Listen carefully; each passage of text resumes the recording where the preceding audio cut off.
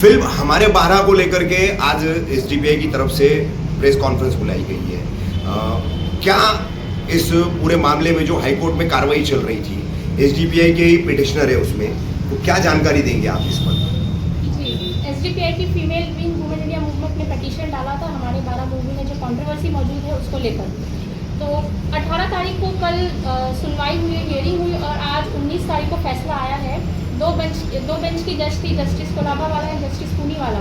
उनका जजमेंट ये निकल कर आया है कि फिल्म का जो टीजर था, जो ट्रेलर था, वो बहुत ऑब्जेक्शनेबल था। उसमें ऐसे सीन्स और ऐसे डायलॉग्स मौजूद थे जो मुस्लिम कम्युनिटी के सेंटिमेंट्स को हर्ट करते थे और कुरान की आयत को भी मिस इंटरप्रेट किया गया था, गलत वे में उसका यूज़ किया गया था। तो फैसला ये आया है कि उन सीन्स को और उन डायलॉग्स को डिलीट किया जाएगा और डिलीट करने के बाद फिर से सर्टिफिकेशन होगा, सेंसर बोर्ड के द्वारा सर्टिफाई किया जाएगा और उसके बाद मूवी रिलीज़ होगी। और साथ ही जज ने फिल्म मेकर्स को फटकार लगाकर उन पे 5 लाख का जुर्माना भी लगाया है, क्योंकि उन्होंने जो ऑफेंसिव ट्रेलर रिलीज़ किया उसकी वजह से जो पूरा ब्लंडर क्रिएट हुआ है, उस वजह से उन पर जुर्माना लगाया गया है। एसडीपीआई की तरफ से इसमें पिटिशनर कौन कौन थे?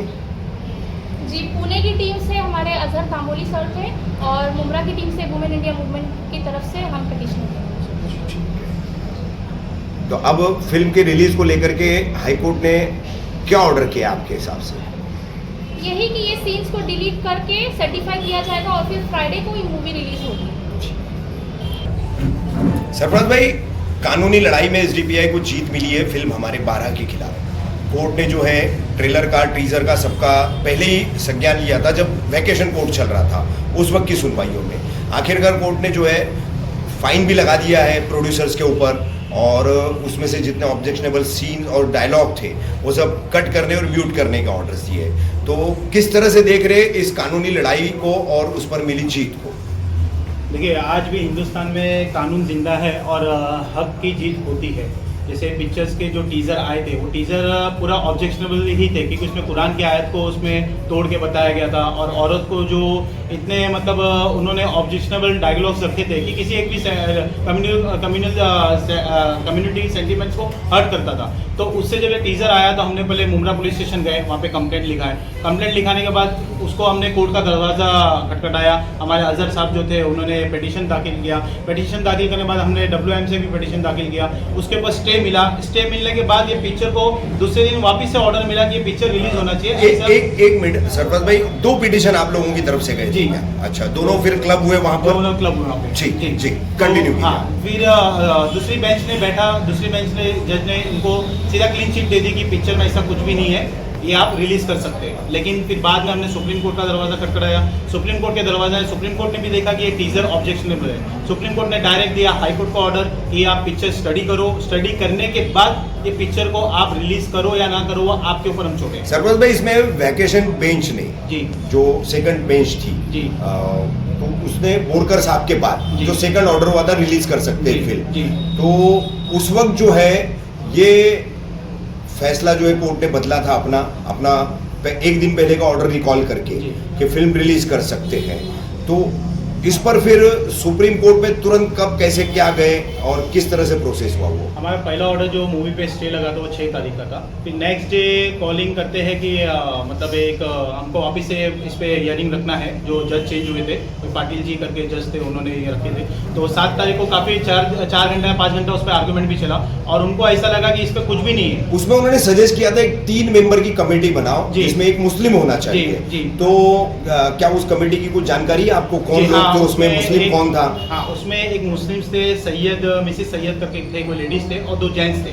वहाँ की कमेटी ने खुद हाई कोर्ट को ये लेटर दिया था कि हमको ये पिक्चर स्टडी करने के लिए और टाइम चाहिए। 12 जून तक उन्होंने टाइम मांगा था, लेकिन उनकी बेंच की कमेटी को, जो जज चेंज होके आए थे, उनकी बेंच की कमेटी को उन्होंने नहीं माना और सीधा ऑर्डर दे देंगे पिक्चर रिलीज करो, इसमें ऐसा कुछ भी नहीं है। हाँ। फिर बाद में जैसे ये ऑर्डर पास हुआ तो हम नेक्स्ट डे सुप्रीम कोर्ट में इसका पिटीशन फाइल किए। सुप्रीम कोर्ट में हियरिंग हुई। हियरिंग के बाद सुप्रीम कोर्ट ने सीधा हाई कोर्ट को ऑर्डर दिया ये पिक्चर स्टडी करो। 18 तारीख को काफ़ी आर्ग्यूमेंट चला है पिक्चर के बारे में। कम से कम 5 घंटा आर्ग्यूमेंट चला और खूब अच्छा आर्ग्यूमेंट चला। और आर्ग्यूमेंट के बाद ये उन्होंने भी, जज ने भी ये माना कि जो आपने टीजर जो इशू किया, रिलीज किया था, था। वो टीजर जो है ऑब्जेक्शनेबल था, वो किसी सेंटिमेंट्स को, रिलीजियस सेंटिमेंट्स को बाकायदा हर्ट करता है। तो इसमें जो कुरान की आयत है और इसमें जो आपने बोले कुफ्र की सज़ा मौत है, मौत के बाद वो अल्लाह अकबर बोलता है, उसको मारने जाता है, कुछ ऐसा है। और दूसरी चीज़ उन्होंने जो भी थे उसको सेंटिमेंट्स को जोड़ कर, तो उन्होंने साफ बोला कि ये सब आपको डिलीट करना है। डिलीट करने के बाद जज ने ये भी बोले कि ये डिलीट करने के बाद ये पिक्चर मैंने देखा हूँ, देखने के बाद इसमें ऐसा कुछ भी ऑब्जेक्शनेबल नहीं है, ये पिक्चर रिलीज कर सकते हैं। लेकिन डिलीट करने में क्या क्या सेंटेंस है, जज ने जो है वो पेटिशनर के इसमें छोड़ा था फैसला कि आप दोनों सामने खड़े हैं, आप दोनों सामने खड़े हैं, हाँ म्यूचुअल कंसेंट, आप दोनों सामने खड़े हैं, आप बताओ इनको क्या इसमें और सीन डिलीट करना है। ये पिक्चर तो आप लोग नहीं देखे हो, पिक्चर मैं देखा हूँ, लेकिन आपको जो लग रहा है कुरान की आयत को जो इन्होंने वो किया है, तौहीन किया है और जो भी ये किया है, तो सब हमारी बात हुई, हमको क्या क्या डिलीट मानना है, तो वहीं पे उन्होंने फैसला भी किया और उसके से थोड़ा लेट भी हुआ था। उसके बाद फैसला करने के बाद सब हमारा कंसेंट बना और आज 19 तारीख को ऑर्डर हुआ और ऑर्डर करने के बाद ये फ्राइडे को पिक्चर रिलीज होगी। शमा हसीन खान आप ही है क्या? एक मिनट लेना। शमा जी, ये फिल्म जो थी हमारे 12, पहले इसका टाइटल ही हम दो हमारे 12 थे, जिसको बाद में शॉर्ट करके इन्होंने हमारे 12 किया। और इसके जो ट्रेलर्स थे जिसमें सूर्य बकरा को जो है छोटे छोटे आयत के वर्जन्स काट पीट कर लिए गए थे और मिसकंसेप्शन के साथ में उसको जो है पूरा फैलाया गया था। लेकिन ऐसे भी इस्लाम पर, मुसलमानों पर, औरतों के साथ जुल्म करने के इल्ज़ाम आमतौर पर लगते हैं। आप सोशल मीडिया देखते होंगे, जितने भी लेफ्टिस्ट है, फेमिनिज्म है या लिबरल है, ये सभी जो है इन तमाम चीज़ों को लेकर के मुस्लिम कम्युनिटी को और इस्लाम को टारगेट करते हैं। उसके बावजूद जो है एक पर्दादार आप खवातीन हैं और उसके बावजूद आपने ये पिटीशन दायर किया, तो ऐसे लोगों के लिए क्या कहेंगे आप जो इन तमाम चीज़ों को लेकर दीन इस्लाम और कम्युनिटी को टारगेट करते हैं? ऐसे लोगों से मैं ये कहूँगी कि आप हिस्ट्री पढ़िए। आप लोगों को हिस्ट्री की नॉलेज नहीं है, आप हिस्ट्री पढ़िए। जब European countries, Europe dark ages में जीता था, उसके सदियों पहले जो है 1400 साल पहले जब प्रॉफेट मोहम्मद सल्लल्लाहु अलैहि वसल्लम दुनिया में तशरीफ लाए, उस वक्त जो औरतों के हालात थे कि औरतों को जिंदा दफन कर दिया जाता था। बेटी जब पैदा होती थी तो मर्द को शर्मिंदगी, बाप को शर्मिंदगी होती थी और उसे वो दफना देता था। उस वक्त जो है जब हमारे नबी प्रॉफेट मोहम्मद सल्लल्लाहु अलैहि वसल्लम दुनिया में तशरीफ लाए तो उन्होंने औरतों का अपलिफ्टमेंट किया। तो हमारा अपलिफ्टमेंट उसी वक्त हो चुका था।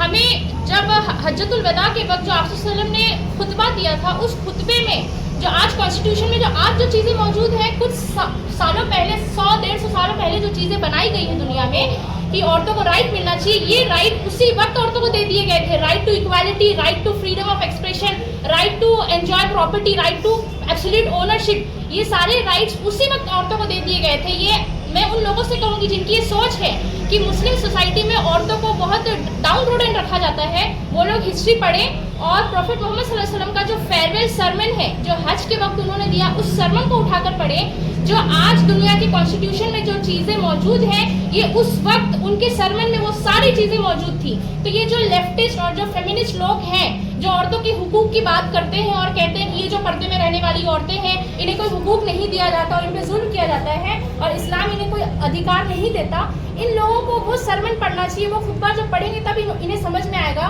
कि सालों सदियों बाद जो कॉन्स्टिट्यूशन में जो चीज़ें आई वो उसी वक्त जो है हमारे नबी प्रॉफेट मोहम्मद सल्लल्लाहु अलैहि वसल्लम बता कर गए थे और वो सारे हुकूक औरतों को दे दिए थे उसी वक्त। बहुत बहुत शुक्रिया।